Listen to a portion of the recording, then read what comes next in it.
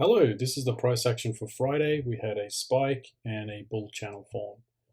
Let's go to 15-minute time frame to see how this formed. So the day prior on the Thursday, we have broken out of this purple downtrend and we've sort of started to head on up coming into Friday, and that's a pretty strong move up.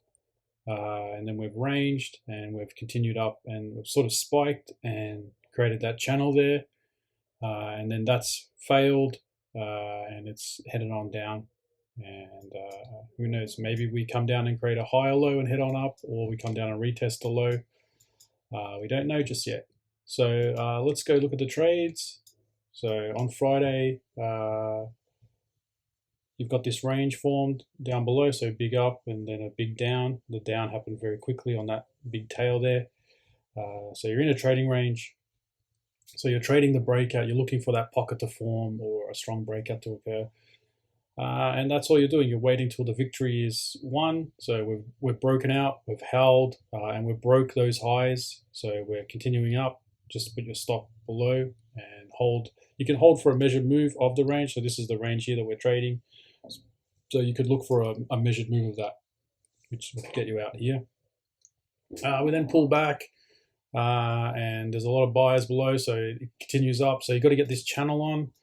The second you can start to see things channeling and pullbacks occurring, get your channel on there and just expect the channel to play out. We then overshoot. So of course we're expecting a trading range. We get those two legs back, so you can take the second entry down, expecting that low. The reason this is a good one is because it's so high above the EMA. So when you're selling, you want to sell high and you get that second leg above the EMA, enough for a scalp there. There's also, after this phase is played out, there's also like a second entry long here. It's a bit more wonky, but there's a first entry long. It's nearly a second entry long there, but the second entry long really occurs here. So you got to hold out. You don't take this entry because it doesn't close on its high, that bull bar. You're waiting for a bar to close on its high. It closes on its high. Once you get this breaking out, it breaks above the highs, you can drop your limit order on. It does come back, and this can happen a lot in rangy price action. So if you understand what's going on here, the mechanic behind this pullback, it's one of those pullbacks where it's creating that higher low. So it's sort of channeling down, breaks out, creates a higher low and heads up. And you'll see that a lot. So you can't even go long on that bar there. That's it's just, if you look down on a smaller time frame, it's a complete trend with a break and higher low heading up. So we head on up, we start channeling, and we do a break, retest of the high. It's quite hard to go short there. There's just no room to the EMA. You may be expecting it to come down and touch the other side of the channel, but it is more risky. So didn't mark that trade. We then get another second entry long, so you can go long there. So it's like a first entry, second entry long, and it's breaking. The bar's got two bull bars in a row. Once this bar would be created and we start breaking these highs, I would be interested in dropping a limit order in, right into the highs.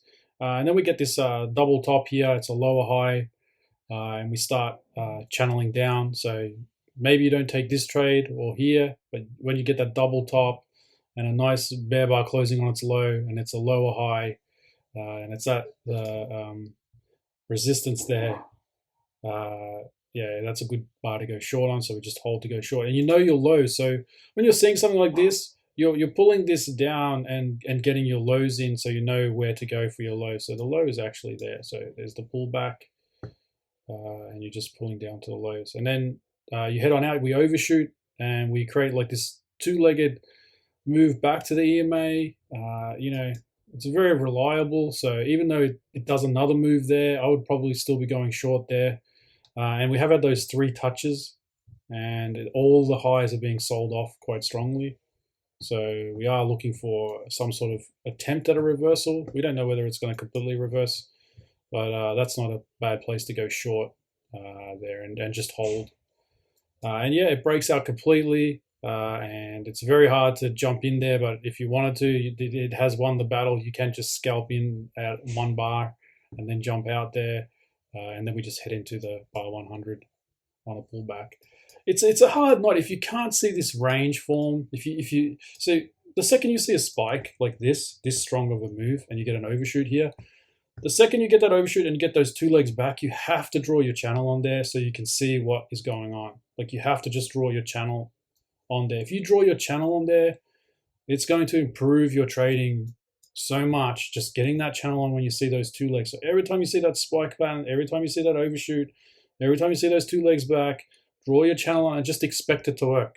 That is what you're meant to be doing. It helps with scalping. It helps with swing trading. Just being able to draw on your channels. It's pretty easy to do. Just look for that first pullback and the first swing and get your channel on there. And those were the trades.